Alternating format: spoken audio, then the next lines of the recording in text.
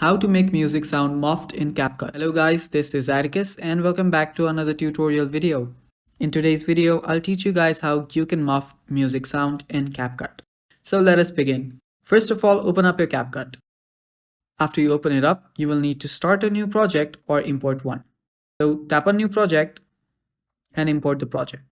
So after you import a video, you will need to select the video and then extract its sound. Now, after you select the video, scroll down below and then you will see an option that says extract audio. Tap on extract audio. And after you've extracted the audio, simply select the audio. Now right there, you should find audio effects option. Tap on audio effects. And under voice filters, you should find an option called megaphone. Just select that voice filter. And after you select that voice filter, you're basically done. Now this is the one that we want.